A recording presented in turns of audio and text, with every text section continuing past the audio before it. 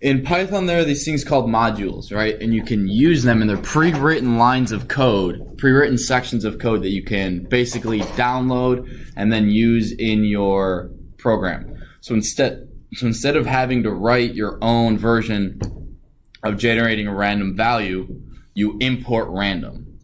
You can also import math, which gives you a bunch of different sorts of, you can do a lot of geometry and stuff, that trigonometry stuff that I don't remember, that hopefully some of you guys do. Because when we get to our video game, I can't remember like what arctangent does that well. So we just learned that like 2 weeks ago. Oh, good. Make sure you know what arctangent is, because then you can help me explain, because I can't remember what arctangent does. But basically, you use math to move your character around and rotate them the correct amount. You find the angle between your character and your mouse, and you rotate the image so that it always faces the mouse. So you're aiming with the mouse, Michael. So what is this kind of section called? This is modules and random numbers. So you have many different modules that you can use. And I don't care if you guys use these on anything, right? No, I'll rephrase that. When I care, I will say make sure you only use modules we've learned in class, because you can get modules that do a lot of stuff. And I'm actually going to go Python 3.7 modules. Well, I'm going to show you the list of all the modules that you can use. So the index. So these are all of them, right? So you can import each one of these. These all should be downloaded and installed on your computer. So what you download isn't just the ability to code. You download all of these pre-written lines of code, pre-written basically files. And the one we're going to use today is called random. So generate pseudo-random numbers with various common distributions. So when you click random, this then gives you how to use random. So these are all the different ways you can use random. So you have random.choice, which is really useful. Shuffle, that's if you have lists. Uniform random. Ooh, triangle. I didn't know that one. So you can just use they're really cool. So that's kind of why when I say like this is an intro class, I kind of tell you how to use Python. I don't tell you everything you need to know, because I really don't know everything there is. Because learning and memorizing all of this stuff, so like pickle I used in college, I can I can't remember how to use that one though. So let's go, where's math? So mathematical operations, so this is how you would do sine, or ceiling rounds up, I think floor rounds down, arctangent, control find, arctangent. Whatever, I can't find it. But there is so much you can use. And then these are only the ones that Python gives you. You have other ones that people have written. So what we're going to use is we're using Pygame. And we're going to go over how to install that, because there's a certain way you need to install modules. You can download them and then manually put them in the right spot, which is kind of annoying. Or you can use the command prompt and what's called pip install them, which runs a file that downloads it and installs it for you. Michael. Did you say Pygame? Yep. Does that have anything to do with Raspberry Pi? No. So the way you use this is when you want to use a module, the first thing you have to do is you have to import the name of the module. So we're going to import random. Once you've imported this is essentially a global variable, and you don't need to import it again. Some people import it in every function. You don't need to do that. If you do, that's fine. But I always recommend have all of your imports at the very top of your code. You can do this import math Pygame or what, so you can do it like this and have multiple ones on the same line separated by a comma. But today we're just going to work with random. One thing I want to show you is when I say pre-written lines of code is how much work has gone into Python. So we're gonna go local disk C. Oh, users, me, app data, local, programs, Python, 37. I think is it that lib? No, wrong one. Lib. So, and if you mess this up, you can like not use random anymore. So when you import random, you are importing all of this information. What? That's cool. They put like notes in there so you can see. See, that's what comments are for. Wait, so whoever created that, what they Yeah, so the person who wrote, yeah. Right, so you got a lot in here. just for random. Just for random. And you can open up any one of these. Where's math? Where's math? You said I missed it. It's not there. So let's just go. Is it gravity in here?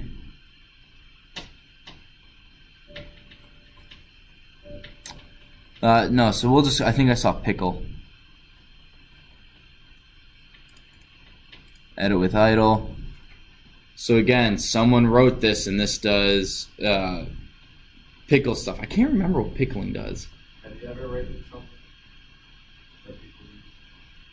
No, I've written stuff that I wrote scripts that automate some stuff, so I don't have to delete files every day on the server. It automatically transfers them from one part of the server to another, and then deletes them after a week.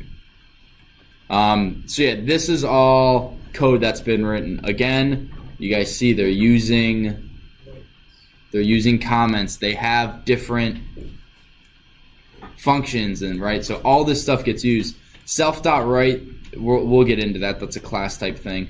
Actually, we don't get into classes in this class. But if object is not none, right?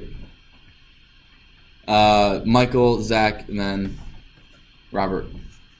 It's like something called piglet. Something like to do with random numbers. Let's take a look. You said piglet? Yeah. You don't see it in here.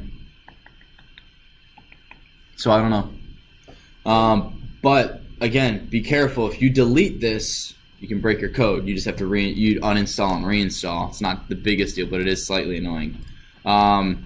So input random. So let's go to one we're going to use. Randrange. Okay, so we'll start with randrange. Oh, which one does it start with first? It starts with random. Randint. So where's randint? Randint. Randrange. Oh, self.randrange. So what this is, right? This is a function that determines the number and then displays it for you. Oh, sorry, Zach. I skipped Zach and Robert. So it's just a general question about like automation and stuff. Mm-hmm. Do you write any scripts that like automate our stuff in the advanced class? That's the entire point of the advanced class. Is you just learn how to write scripts, and if I gave you a 10,000 page document, said I want every phone number out of here, I want every phone number, every email, and every initial, right? So a letter followed by a period, a capital letter followed by a period. You would learn to scan that 10,000 page document and have it display every phone number, every email address, and every initial, right? So like when we learn like stuff that would be useful for homework, or stuff that would like help us like when we turn on our Surface, it opens the certain things. Yes, that's actually, yeah, one of the things you do is you learn how to use the event scheduler. No, task scheduler. And what that is you can say, every time I log in, run this program. This Python program then opens Spotify, my email, and takes me to the Amazon deal of the day. So you can start up your computer, walk, get a thing of coffee, come back, and your Spotify will be ready to play. Your Amazon deal of the day is up, and your email's loading. Robert? Oh, yeah. Oh, okay. Michael? So like, how do you look at all those files for like the How do you find them? yeah? You have to go to users, your name, app data, which is a hidden file. You just go to the options view, and then view tab, display hidden files, and then it's local. I mean, just watch the video and go for. I don't want to go through it again because I've already lost like 15 minutes. We lost about 10 minutes at the beginning because of a bunch of stuff. But anyway, so randint, it actually returned. So again, what type of function is this? It's a value returning function. They haven't gotten to that yet in the book, but we're going to go over that today because they're super awesome. Is there a value return? Yeah, okay. So what we're going to do is how do we do this? Who wants to walk me through? I want to create a random number from 1 to 100. Michael. So import random. Okay. Then do like random.randint. Or sorry, you have to like say print random.randint. So print and then that in parentheses, but another parentheses inside after randint, saying like 1 comma space 100, and that's kind of like the range you want to import it from. So like that? Yeah. So let's do random student resources, save. 92. Oh, I got 36. Now, my question is, does randint include numbers 1 and 100? Are you sure? One of them. No, 'cause it's- What's an easy way to figure that out? 1 to 1. Well, 1 to 1, it will always give me 1. 1 to 3 and 3 times. 1 to Let's do 1 to 2. 2. Or yeah. Right? And if I get 2, then it includes the end number because it always includes the first number.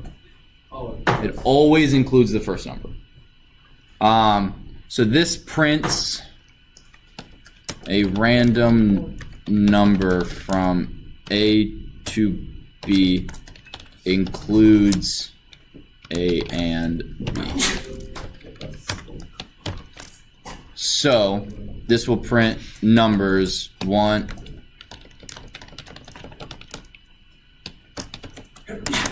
What's the next one? A random number from. So I have print. What's another? Randint is the first one.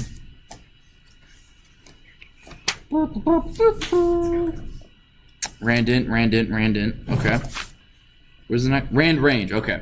So now we're gonna go random.randrange. Now, where have we heard the term range before? In for loops. Does that range include, if I have from A to B, what does it include? A to B minus 1, correct. From A to B minus 1. Does not include B. So this would be 1 to, if I had 1 to 2, what number is always going to pop up? 1. Yep.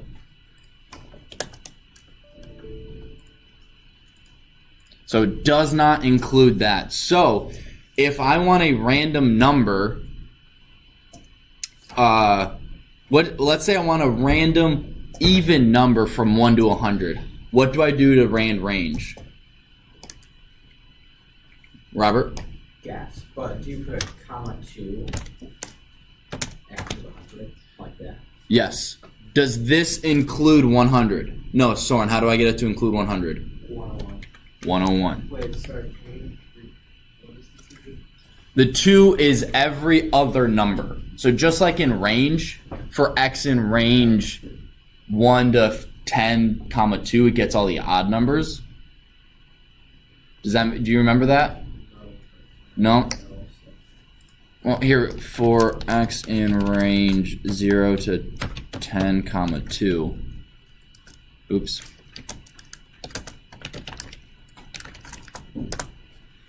So for this X in range 0 to 10 to 2, it prints X. So X is just 0, 2, 4, 6, 8. So you did 101. You want the odd numbers? Well, I started at 1, so I'm going to get the odd numbers. Yeah. So in order to change that, if I want even, I would need 0 or 2. If you don't want 0 to be included, you would have 2. And then 101 because I want 100 to be included in that. So just pick a random odd number from 0 to 1 or 2 to 100. Yeah, this will print a random even number from 2 to 100. So again, this range, so we would go from 2 to 100, print X. It will randomly pick a number from this stream of numbers. So rand range will randomly pick a number from this group. Soren. So why is there rand int and rand range? Like when would you use one or the other? Rand range gives you slightly more control over the type of numbers. Rand int is 1 to 100, any random number. Whereas rand range is, well, I want even numbers. I want every third number. I want every 16th number, whatever. Is there something like rand float in decimal? Yes, we're getting to that. Rand int, I think, can go back. Rand int, it doesn't matter. Yeah, you could go from negative to, I don't know if this will work. Let's see what happens.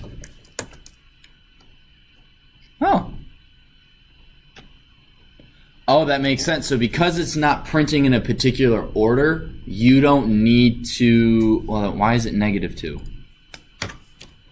Hang on, I've never been asked that question before, so it does need to be negative. So if you want, what if I want negative 20 to a regular 100? But then you want it to count by negative or by positive. Oh, that's a good point. Yeah. Let's go 101. There you go. Yeah, so you guys, that's if you want a specific subset like that, I want negative 42 to 88, you'll have to mess around a little bit to get the right numbers. And what I would always do is pick small or run loops. So like what I would do is comment this out, and to double check that this is correct, that I get the numbers I want, I'd go for X in range 100,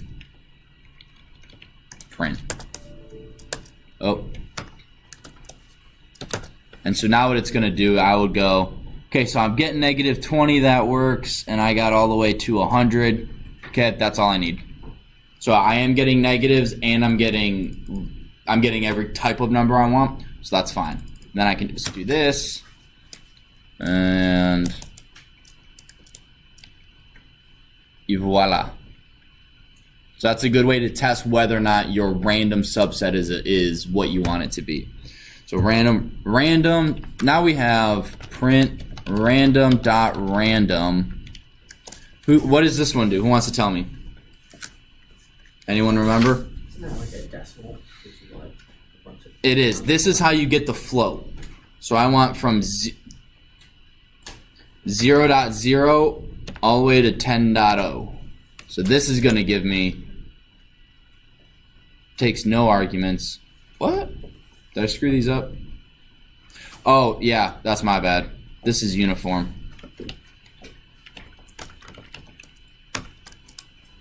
Why it can't just be like random.rand float? No idea. Why it's uniform? No idea. So this, I can give it decimal parameters. like formatting. Yeah, you can then format it to do whatever, but yeah. What's up?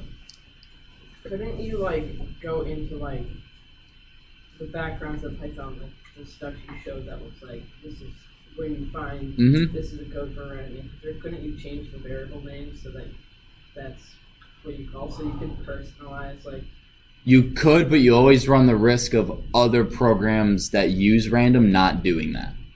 Oh, So there- again, I've never had that question. I've never tried it. Try it and let us know on Monday. So you can even see. so there are like Right, but okay, so normally I don't tell you guys this until the advanced class, but it's not that big a deal. You can go import random as R, and instead of typing random, you just do R. Why? Oh, that's even Fancy normal shit. classes. That seems a lot of time. Yeah, but I want you guys to get used to like, Oh, it's kind of like I want you guys to be able to do this without using your calculator for a month, and then I give you your calculator, and you're like, oh my gosh, this is so easy. Why didn't you let us do this before? Well, because you didn't get the concept before, and I just want you guys to get it ingrained, and then you're like, oh, you can appreciate how easy it is. So, Michael. But this can be whatever you want. You could have this be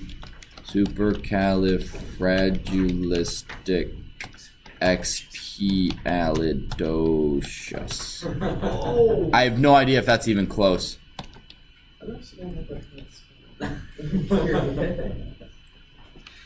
Super accurate. Oh, and Doja's uniform. Okay. So it works, right? You tell it, I want you to, so I don't recommend naming any variable supercalifragilisticexpialidocious, but if you must,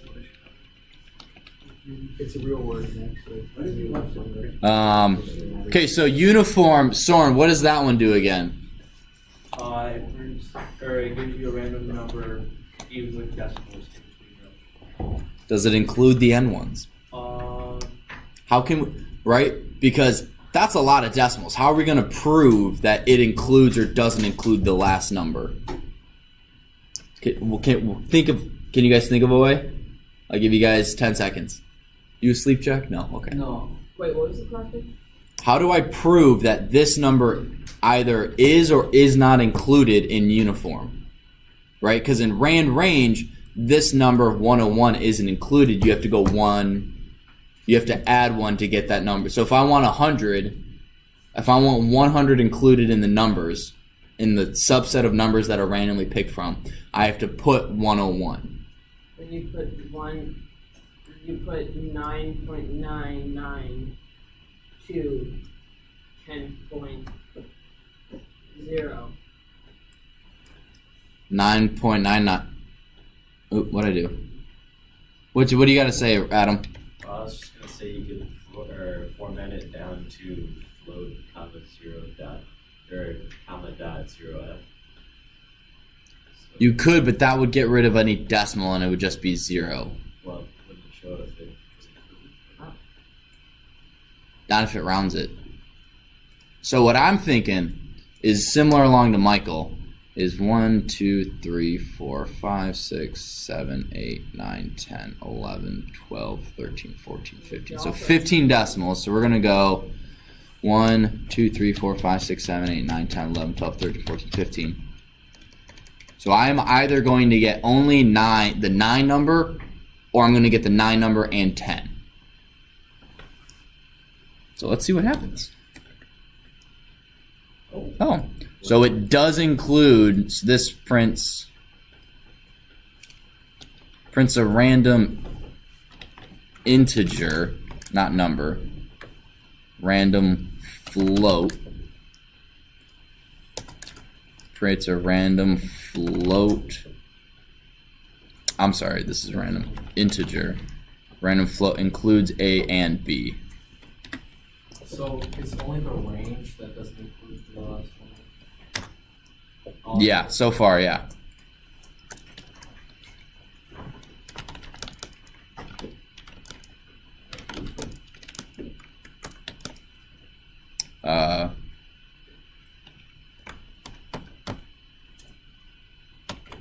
Wait, so that's 1.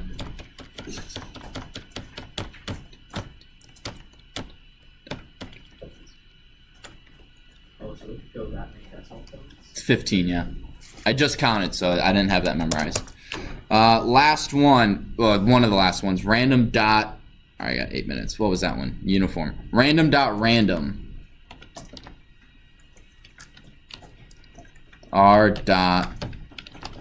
R.random.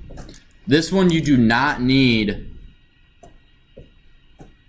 any parameters, it just automatically picks a number between 0.0 and 1.0. I don't know if it includes 1.0. So if you just wanted to pick a random decimal number and then use that as a way, to determine health or taxes or the odds of something happening, you just do r.random, and it gives you a random 1, 2, 3, 4, 5, 6, 7, 8, 9, 10. 1, 2, 3, 4, 5, 6. So that one's 6 decimals. I don't know why. 16 decimals. 1, 2. Well, the other one was 16. We don't write 6 to 1. Integer.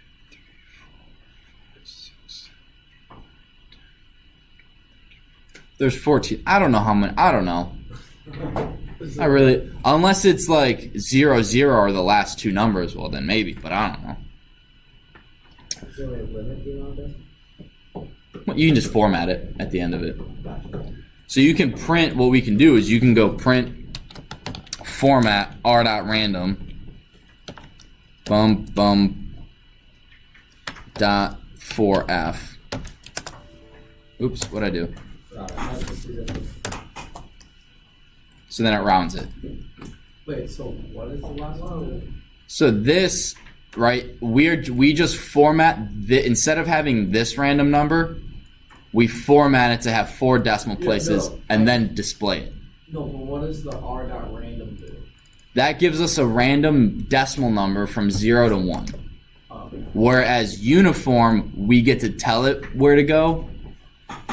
R.random doesn't. It's like a shortcut. Got it.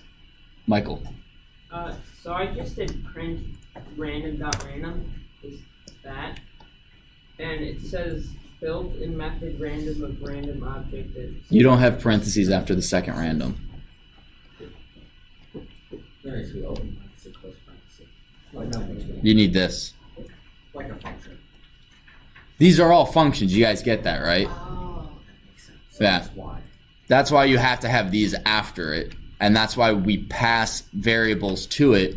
It then returns it returns information. So like, what does that statement mean? Built-in method random. Basically, you have some. You're not calling it correctly. It's like, yeah, that exists. See? Do you want me to use it? Because you got to put the parentheses afterwards. Built-in method is just, it's like a built-in function. Functions you create, methods are already created. It's kind of how I think of it. Jack. If you're gonna like print a random number and do a loop or having a function, do you want the import random or import random as R in the function or loop or outside? The import random as R you want outside. You want this. You want X equals R uniform in the loop. Yes. Every time it goes through that, it will create a new random number. Okay. So now there's one last one.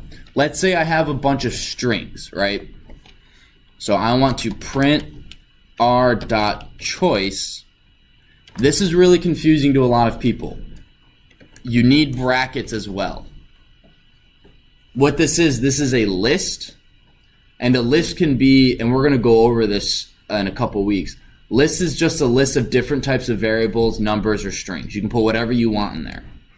So if I have x is 8, I can put x, comma, yes, comma, no, comma, random, or r.random, and it will randomly choose between these four things. So then I close that, run it, and so it picked random that time. Let's run it again. Then it picked yes, and picked random again. I'm going to get rid of that.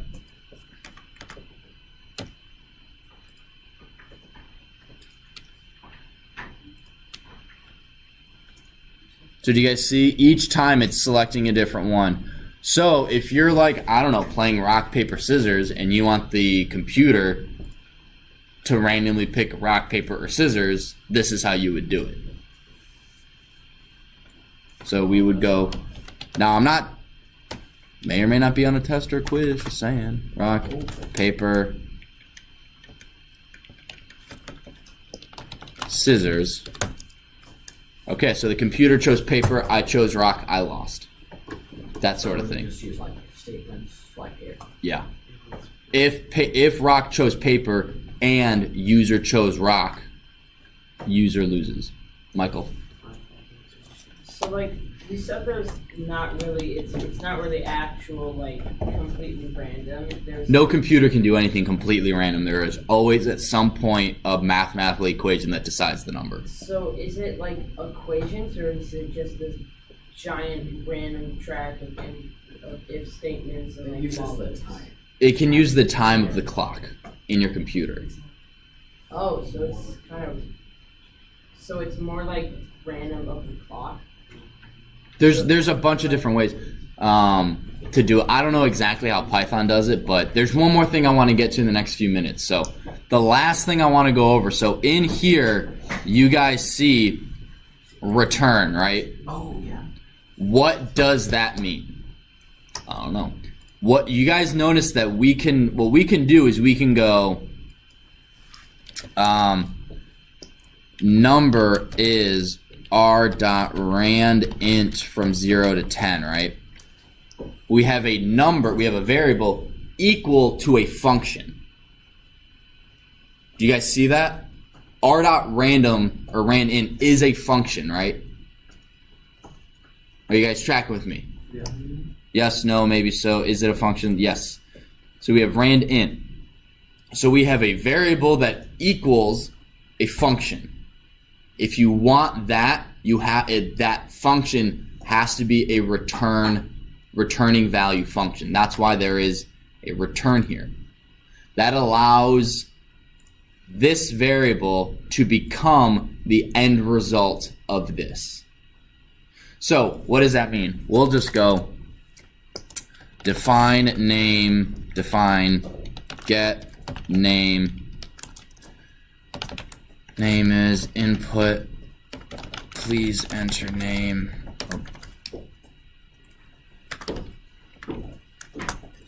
Return name. Oh my gosh, that freaked me out. That's a reminder for me to get my book back. Oh, thank you. And then we'll go employee equals get name. Print employee. Zach. So what you can do is you can set up very, very complicated functions that do a bunch of math, that get a bunch of information, and then you can have it return, I think it's just one value. I don't think you can do age is 17, 10, whatever. Age, and then employee age. Please enter. Yeah, okay. So,